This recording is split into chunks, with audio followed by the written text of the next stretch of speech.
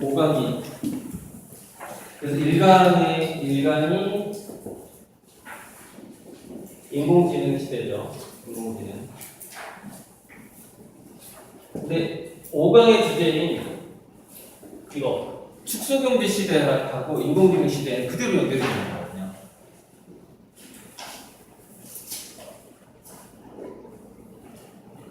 물론 인공지능 때문에 축소경제가 되는 건 아닌데요. 인구 감소도 있고 여러 가지 더 이상 지구 환경이 버티지 못하는 문제도 있고 여러 가지 문제가 있지만 그래도 앞으로 요즘에 자주 나오죠. 요즘에 KBS 틀어보면요 4차 산업혁명 얘기 정말 자주 나와요. 4차 산업혁명. 제가 잠깐 보여드렸지만은 4차 산업혁명의 특성이 초국가적으로 오기 때문에 초국가 그러니까 하나의 정부하고 그 정부 나라 내에 있는 대기업이 감당할 수 없는 물결이라는 거예요. 그게 핵심이에요. 4차 산업혁명. 모든 게 연결되는데 연결될 때마다 1인자의 힘이 커지거든요. 1위 기업의 힘이 커지는 거예요. 연결될 때마다. 그러니까 이렇게 되는 거죠. 이 연결이 가져오는 곧 50억이 연결된다고 하잖아요. 와이파이에 인터넷에 50억이 연결된 시대가 뭐야? 그러니까 지금 23억에서 25억이래요. 25에서 딱 2배가 돼버리는 거죠. 20-30년 내에 아마 2배가 될 건데. 근데 모든 게 연결이 되고 거기다가 3D 프린터하고 사물 인터넷이 연결되는 게 사물 인터넷이니까요. 요즘엔 만물 인터넷이라고 불러요. 또 이것도 한물 갔어요. 사물 인터넷이라고 나왔어요. 요즘에는 만물 인터넷이라고 해요. 만물이 인터넷에 연결된다는 거죠. 근데 이렇게 연결이 되면은 제가 오늘 선물한 책에 그 이야기가 다 들어가 있어요. 이 이야기가 더 자세하게 들어가 있는데 재료를 공급해주는 사람하고 아이디어를 공급해주는 사람만 돈을 벌게 돼 있어요. 그러니까 아이디어하고 디자인을 공급을 해주면 3D 프린터가 그걸 찍어내는 거거든요. 지금 MIT에서 나온 3D 프린터는 어느 정도냐면 로봇을 프린팅해버려요. 그러니까 아주 원시적인 단계인데 프린팅하는 게 이제 음식도 프린팅을 하고 주로 지금까지 플라스틱을 프린팅을 했잖아요. 플라스틱 재질로. 그런데 금속, 플라스틱, 반도체 이거를 번갈아 가면서 이 3D 프린터에서 다른 종류의 물질을 분사시키면서 프린팅이 가능하단 말이지. 그래서 실제로 가동이 가능한 로봇이 프린트가 가능한 거예요. 그러니까 그런 시대가 되면은 그 프린트에서 프린팅을 할 수 있는 재료, 공급자 당연히 돈 벌겠죠. 이게 이제 2차 산업에서 먹거리하고 그 지하 자원을 가진 사람이 가난해질 수 없는 이유예요. 1차 산업에서 먹거리를 가지고 있는 사람은 사람 먹고 살아야 되니까 돈을 벌 수밖에 없는 거고, 그 다음에 지하 자원을 가지고 있는 사람은 어쨌거나 3D 프린터로 물건을 만들려고 해도 원재료가 있어야 될까요? 원재료가. 그래서 이제 점점 이렇게 되는 거죠.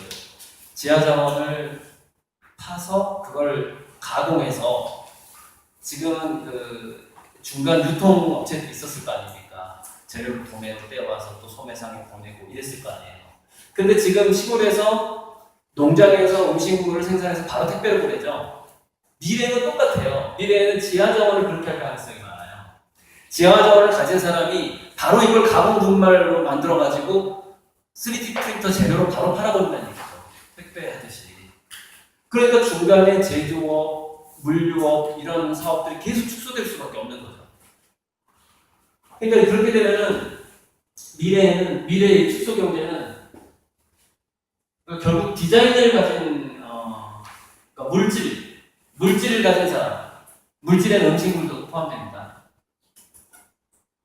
그러니까 음식물에 3D 프린터로 만약에 피자를 찍는다. 그럼 그 원재료를 누군가가 제공해줘야 될 거 아닙니까? 그럼 누군가 1차 산업에서 그걸 기부해야 되겠죠. 물질하고 디자인은 물질은 많이 가진 사람이 있고 기본적으로 그러니까 우리가 브라질이라든가 몽골을 무시하면 안 되지. 땅이 넓으니까 언제 운명이 뒤바뀔지 모르는 상황이에요. 그러니까 우리 한국은 아이디어하고 디자인하고 문화 같은 거, 즐기는 문화 같은 거에서 1등을 하지 않아요. 1등이 되려고 노력을 하지 않으면은 땅이 좁으니까 북한하고 통일해도 오래 못 버틸 것 같아요. 북한도 아주 큰 땅은 아니잖아요. 아주 많은 건 아니고 또 상당히 핵심 자원을 지금 러시아하고 중국이 막 파먹고 있대요. 대학 장기 계약을 해가지고 막 팔아먹는 거죠. 내는 거죠, 내는 거. 땅을 헐값에 막 팔아먹으니까 더 잘 가공해서 팔 수도 있는데 어쨌건 디자인하고 물질 가진 사람한테만 부가 계속 가게 되고 나머지 중간에 있는 사람들한테 부가 안 가는 거죠. 2등, 3등, 디자인에서도 2등, 3등 했던 사람, 문화예술에서도 웬만큼 콘텐츠를 제작했던 사람이 힘들어지는 거예요. 그러다 보니까 지갑이 비게 되고 그러다 보니까 추석이 되는 거죠.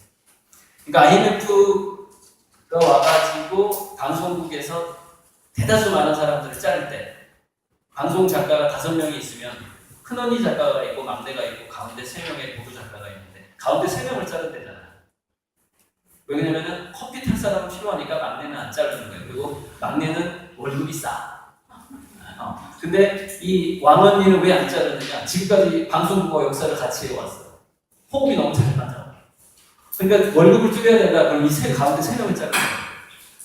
아마 도서관에서 그런 일이 나중에 벌어질지 몰라요.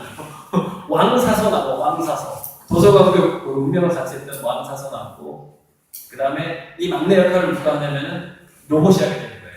사서 로봇이 하게 되는 거예요. 왕언니 나오고. 중간은 안 뽑게 되는 거예요. 공무원도 마찬가지예요. 다 이런 식으로 되는 거예요. 이런 방식으로. 근데 경제 쪽에서도 이런 방식이 되는 거죠. 아이디어 1등하고 물질을 가진 사람만 부자되는 이런 상황이 되고 있는 거예요. 그게 진실이라는 거죠. 우리가 맞이하고 있는 현실이라는 것이죠. 그러다 보니까 그다음에 아주 사소한 노동까지도 이제 인공지능 로봇이 값싸지니까 하게 될 거고. 자, 그런 현실에서 그게 진이에요. 선이라는 건 뭐냐면은 이게 착할선자인데요. 착할선자가 고대로 가게 되면 착하다는 뜻보다도 더 자주 쓰였던 게 쓸만할 선이에요. 착할선. 그러니까 예전에는 이 뜻으로 더 많이 쓰였다는 거예요.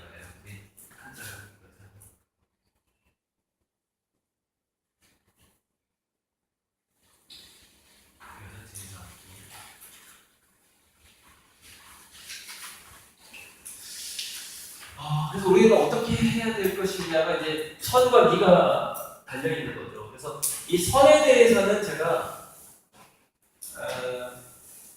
주로 아마 4강이 선하고 관련될 것 같아요. 창의성. 뭐 5강도 마찬가지예요. 4, 5강은 선미에는 해당하는 거고 2강 뇌과학하고 3강 미학, 아름다움에 대한 것은 이게 전부 뭐냐면 우리 인간에 대해서 좀 더 파악하자라는 것이었기 때문에 진에 해당하는 거죠. 진실을 좀 더 우리 인간에 대해서 좀 더 파악해보자는 개념이 3강까지였고 4강, 5강이 이제 어떻게 한번 잘 해볼 것이냐 그 다음에 쓸만한 것을 만들고 쓸만하게 나 자신과 어떤 제품을 만드는 것을 넘어서서 뭔가